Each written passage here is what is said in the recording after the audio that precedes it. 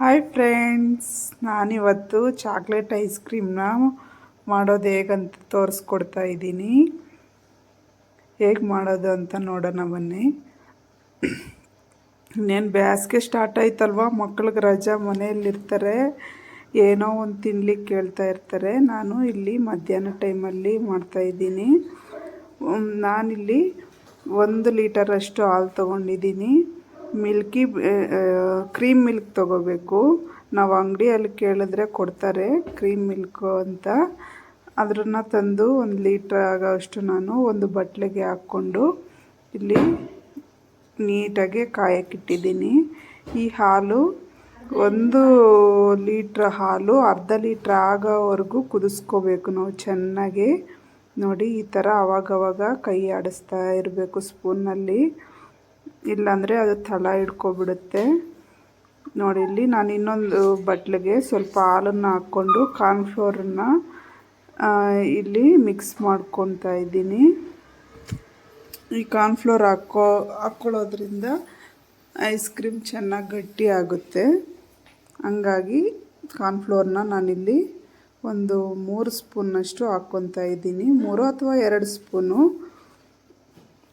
ಹಾಕ್ಕೊಂಡು ನೀಟಾಗಿ ಮಿಕ್ಸ್ ಮಾಡಿ ಸೈಡ್ಗೆ ಇಟ್ಕೊಂಡು, ಇವಾಗ ಮೇಲೆ ಕೆನೆ ಎಲ್ಲ ಬಂದಿರುತ್ತಲ್ಲ ಅದನ್ನು ನೀಟಾಗಿ ಮಿಕ್ಸ್ ಮಾಡ್ಕೋಬೇಕು. ಈ ಥರ ನೋಡಿ, ಹಾಲು ಚೆನ್ನಾಗಿ ಎಷ್ಟು ಕುದಿಯುತ್ತೋ, ಹಾಲು ಎಷ್ಟು ಚೆನ್ನಾಗಿ ಕುದಿಯುತ್ತೋ ಅಷ್ಟು ಚೆನ್ನಾಗಿರುತ್ತೆ ಐಸ್ ಕ್ರೀಮು. ನೋಡಿ, ಇಲ್ಲಿ ಸ್ವಲ್ಪ ಕಮ್ಮಿ ಆಯಿತು.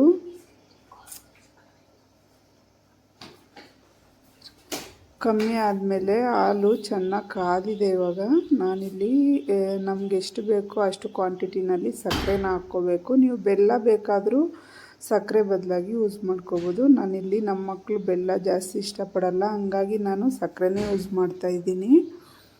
ನೋಡಿ, ಹಾಲು ಕಾದು ಸ್ವಲ್ಪ ಕಮ್ಮಿ ಆಯಿತು. ನಾನಿವಾಗ ಕಾರ್ನ್ಫ್ಲೋರ್ನ ಮಿಕ್ಸ್ ಮಾಡ್ಕೊಂಡಿದ್ನಲ್ವ, ಆ ಹಾಲನ್ನು ಸೇರಿಸಿ ನೀಟಾಗಿ ಮಿಕ್ಸ್ ಮಾಡ್ತಾಯಿದ್ದೀನಿ. ನೋಡಿ ಫ್ರೆಂಡ್ಸ್, ಈ ಥರ ಗಂಟಿಲ್ದಂಗೆ ನೀಟಾಗೆ ಮಿಕ್ಸ್ ಮಾಡ್ಕೋಬೇಕು. ಮಿಕ್ಸ್ ಮಾಡಿ ನಾನು ಚಾಕ್ಲೇಟ್ ಸಿರಪ್ಪನ್ನು ಹಾಕ್ತಾಯಿದ್ದೀನಿ ಇಲ್ಲಿ. ಇಲ್ಲ ನೀವು ಚಾಕ್ಲೇಟ್ ಪೌಡರ್ ಆದರೂ ಯೂಸ್ ಮಾಡ್ಕೋಬೋದು. ನಾನು ಇಲ್ಲಿ 1 ಲೀಟರ್ ಹಾಲಿಗೆ ಒಂದು 3 ಸ್ಪೂನಷ್ಟು ಈ ಸಿರಪ್ನ ಹಾಕ್ಕೊತಾ ಇದ್ದೀನಿ. ನೀವು ಚಾಕ್ಲೇಟ್ ಪೌಡರ್ ಬೇಕಾದರೂ ಯೂಸ್ ಮಾಡ್ಕೋಬೋದು. ನಾನಿಲ್ಲಿ ಸಿರಪ್ಪನ್ನೇ ಹಾಕ್ತಾಯಿದ್ದೀನಿ. ಇದು ಹಾಕೋದ್ರಿಂದ ಚಾಕ್ಲೇಟ್ ಫ್ಲೇವರ್ ನಮಗೆ ಚೆನ್ನಾಗೇ ಬರುತ್ತೆ. ನೋಡಿ, ಈ ಥರ ಮನೆಯಲ್ಲೇ ಮಾಡೋದ್ರಿಂದ ಒಂದು ಸಲ ಟ್ರೈ ಮಾಡಿ ನೋಡಿ. ನೀವೇ ಮತ್ತೆ ಮಾಡ್ತೀರಾ, ಅಂಗಡಿಯಲ್ಲಿ ತರೋದೇ ಬಿಟ್ಬಿಡ್ತೀರಾ, ಅಷ್ಟು ಚೆನ್ನಾಗಿರುತ್ತೆ ಈ ಐಸ್ ಕ್ರೀಮ್ ಅಂತೂ. ನೋಡಿ, ಇವಾಗ ಫುಲ್ ಗಟ್ಟಿಯಾಗಿದೆ. ಈ ಥರ ಅವಾಗವಾಗ ನಾವು ಕೈ ಆಡಿಸ್ತಲೇ ಇರಬೇಕು, ಇಲ್ಲಾಂದರೆ ತಲೆ ಹಿಡ್ಕೊಬಿಡುತ್ತೆ ಅದು. ನೋಡಿ ಫ್ರೆಂಡ್ಸ್, ಎಲ್ಲ ನೀಟಾಗಿ ಗಟ್ಟಿಯಾಗಿ ಒಂದು ಅರ್ಧ ಲೀಟ್ರಷ್ಟಾಗಿದೆ. ನಾನಿಲ್ಲಿ ಒಂದು ಪ್ಲಾಸ್ಟಿಕ್ ಬಾಕ್ಸಲ್ಲಿ ಹಾಕ್ಕೊಂಡು ಇದಕ್ಕೆ ಮೇಲೆ ಒಂದು ಪ್ಲಾಸ್ಟಿಕ್ ಕವರ್ ಅಥವಾ ಸಿಲ್ವರ್ ಶೀಟ್ ಬರುತ್ತಲ್ವ, ಅದನ್ನ ಮೇಲೆ ಹಾಕಿ ನೀಟಾಗಿ ಮುಚ್ಕೋಬೇಕು. ಕ್ಯಾಪನ್ನು ಕ್ಲೋಸ್ ಮಾಡಿ ನಾನು 1 ಡೇ ಫ್ರಿಜ್ಜಲ್ಲಿ ಇಕ್ತೀನಿ. ನಮ್ಮ ಮಕ್ಕಳು ಕುಲ್ಫಿ ಬೇಕಂದ್ರು, ಹಂಗಾಗಿ 3 ಲೋಟ ತಗೊಂಡು ಅದರಲ್ಲಿನೂ ಸಹ ನಾನು ಹಾಕಿ ಇಡ್ತಾಯಿದ್ದೀನಿ. ನೋಡಿ, ಬಾಕ್ಸಲ್ಲಿ ಸ್ವಲ್ಪ ಮತ್ತು ಈ ಗ್ಲಾಸುಗಳಲ್ಲಿ ಸ್ವಲ್ಪ ಐಸ್ ಕ್ರೀಮ್ ಕಡ್ಡಿ ತಗೊಂಡು ಈ ಥರ ಪ್ಲಾಸ್ಟಿಕ್ ಶೀಟಲ್ಲಿ ನೀಟಾಗಿ ಕ್ಲೋಸ್ ಮಾಡಿ ಅದಕ್ಕೆ ಸ್ವಲ್ಪ ಹೋಲ್ ಮಾಡಿ, ನೋಡಿ ಈ ಥರ ಒಂದು ರಬ್ಬರ್ ಹಾಕಬೇಕು. ಶೀಟ್ ಹಾಕಿದ್ಮೇಲೆ ಪ್ಲಾಸ್ಟಿಕ್ ಶೀಟು ಆದಮೇಲೆ ಮೇಲೆ ಚಾಕುನಲ್ಲಿ ಸ್ವಲ್ಪ ಹೋಲ್ ಮಾಡಿ ನಾನು ಈ ಥರ ಐಸ್ ಕ್ರೀಮ್ ಕಡ್ಡಿ ಸಿಗುತ್ತಲ್ವ ನಮಗೆ, ಅದನ್ನು ಇಡ್ತಾಯಿದ್ದೀನಿ. ನೋಡಿ, ಇವಾಗ 1 ಡೇ ಆಯಿತು ನಾನು ಫ್ರಿಜ್ಜಿಂದ ತೆಗೆದು, ಈ ಥರ ಆಗಿದೆ. ಇದನ್ನು ನಾನು ಇವಾಗ ಮಿಕ್ಸಿಗೆ ಹಾಕ್ಕೊತೀನಿ.